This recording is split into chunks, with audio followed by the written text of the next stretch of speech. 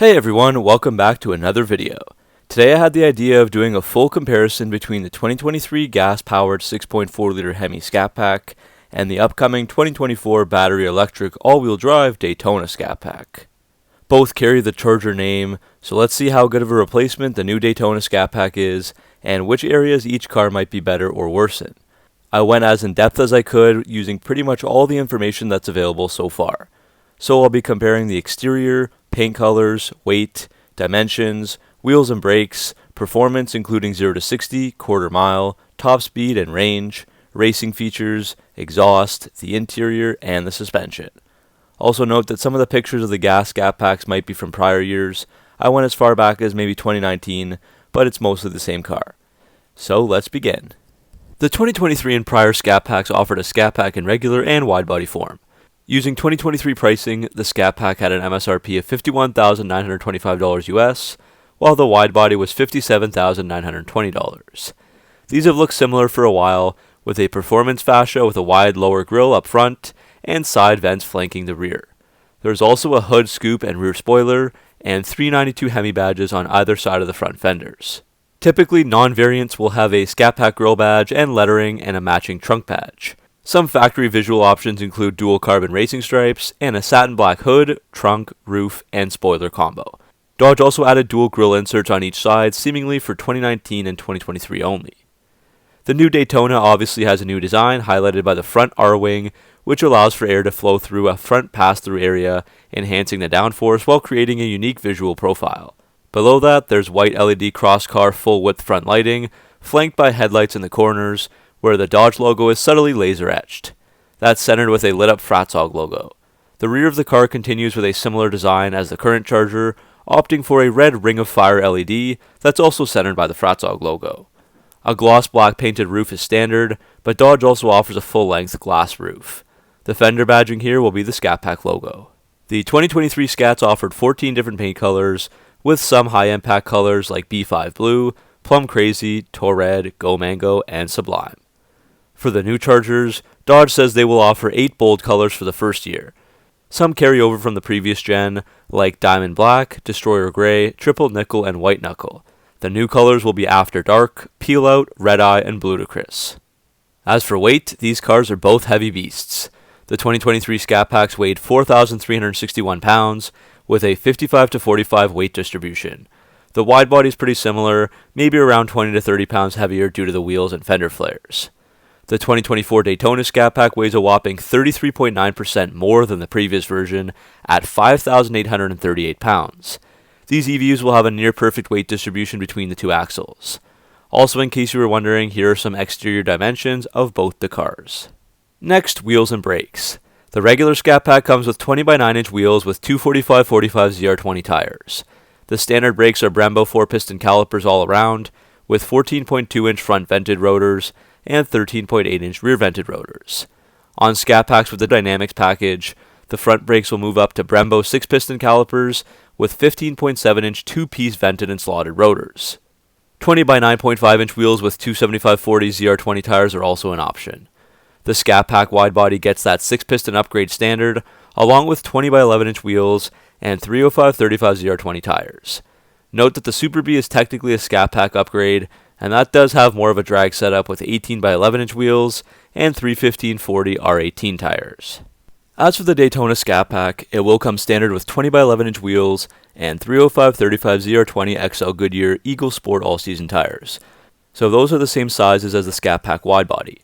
The brakes are bigger than the 2023 Scats with 15 inch front rotors and 14.2 inch rear rotors.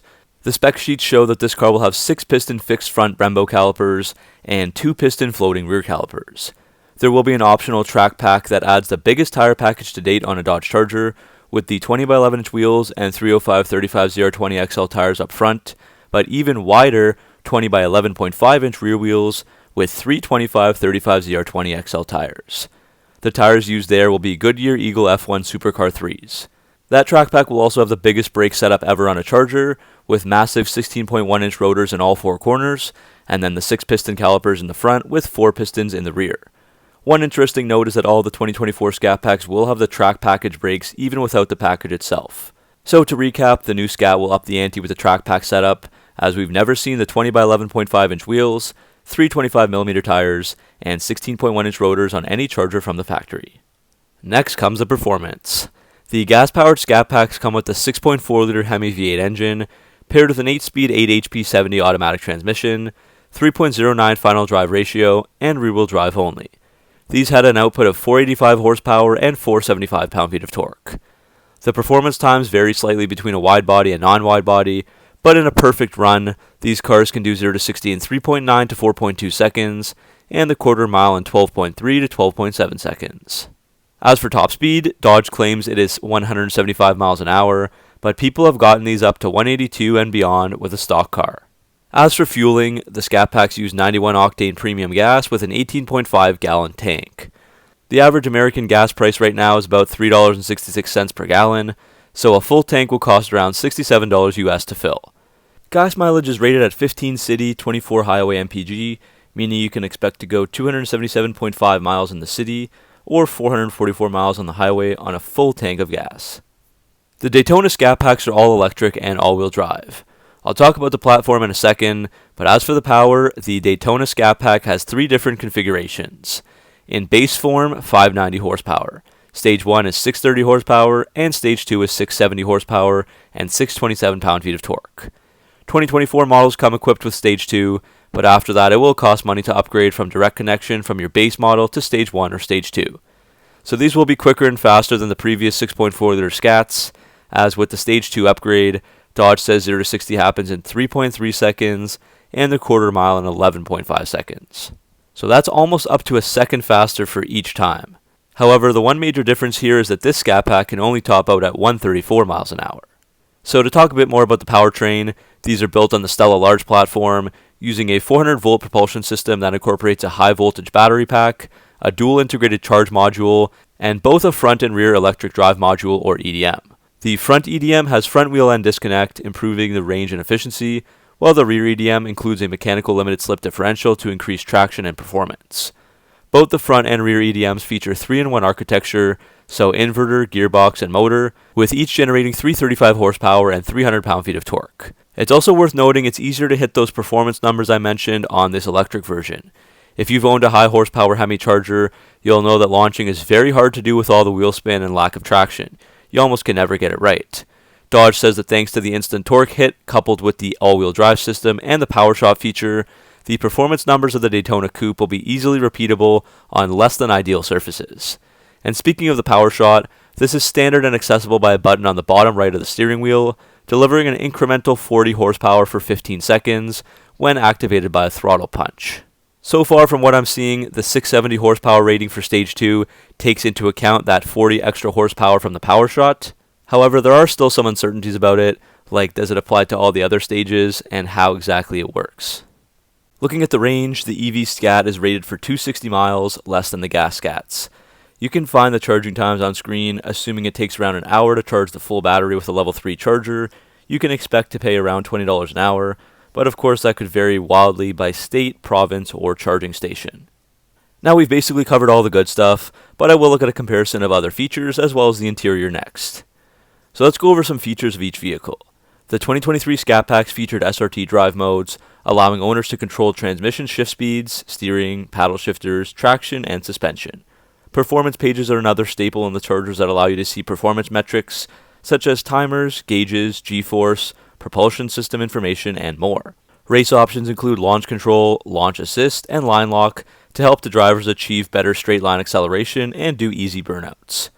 The new Daytona Scat Pack also has drive modes, including Auto, Eco, Sport, Wet Snow, and Track and Drag. As for the race options, launch control and line lock return. I assume that it doesn't have launch assist because you won't need it with the all-wheel drive. New options are donut mode and drift mode.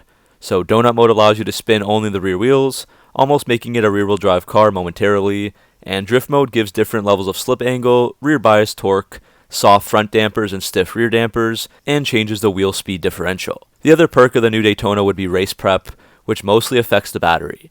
It will heat up the battery and achieve a colder start temperature, using optimum energy output to allow for more track time, and you can see the vitals like battery level, thermal level, and race readiness time. Next is the interior. The 2023 Scat Pack interior features the Uconnect 4 system with an 8.4-inch touchscreen and a leather-wrapped heated steering wheel. The wheel on the Scat Pack widebody has a sportier flat bottom, and both wheels have paddle shifters. The standard seats were all black heated cloth seats, but you could upgrade to an all black or ruby red and black Napa leather and Alcantara seat with the Scat Pack logo. A power sunroof is available, as is a carbon and suede interior package that adds carbon fiber bezel trim and an Alcantara headliner. The standard sound package is a 6-speaker Alpine system with a 276-watt amplifier, and the upgrade is a 19-speaker Harman Kardon system with a 900-watt amplifier. As expected, the 2024 Scat Pack has a significantly upgraded and modernized interior. The center display alone is 46.9% bigger than the previous version, using the Uconnect 5 system. The driver info cluster is 16 inches. The steering wheel has a flat bottom design, paddle shifters, and the power shop button. It's also heated. A pistol grip shifter is used with the start button just below it on the center console. Cloth and leatherette seats are standard, and the premium option will include heated black Napa leather or demonic red Napa leather. The carbon and suede package is also offered. The standard audio system for the Scat Pack is an Alpine 9-speaker setup with 506-watt stereo and subwoofer, and there's an optional Alpine 18-speaker 914-watt system.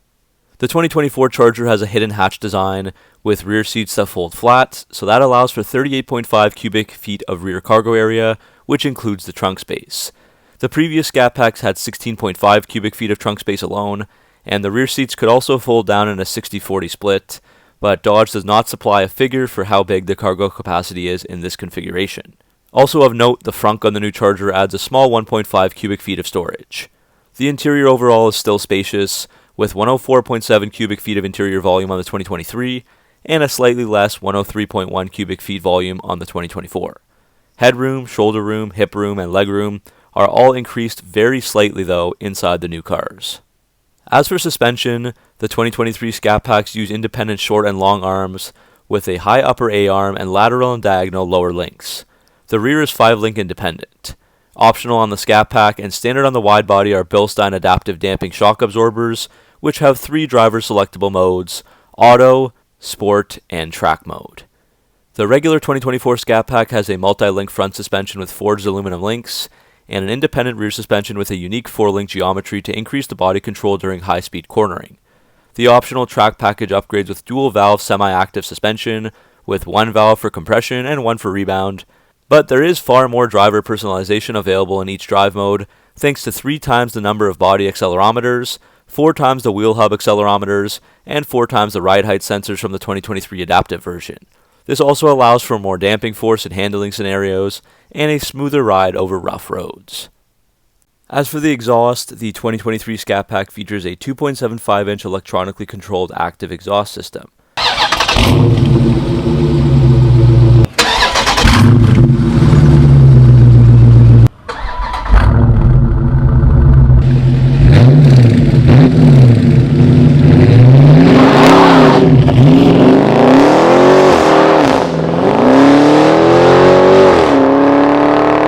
The new Scats have a Fretsonic chambered exhaust system that uses 2 passive radiators to create a unique exhaust profile.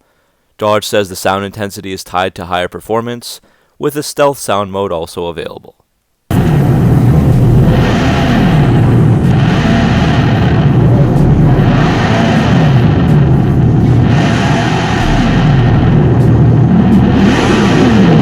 So that's the end of this video that compares the 2023 and 2024 Charger Scat Packs. Let me know if you enjoyed it, and comment below if you learned anything, or if anything was very surprising to you. On paper, aside from the beautiful sound of the Hemi, the new Scat Pack does a good job in most fronts of replacing the current gen Charger. So that's it, thanks for watching, make sure to like and subscribe for all your Mopar content, and I'll see you in the next video.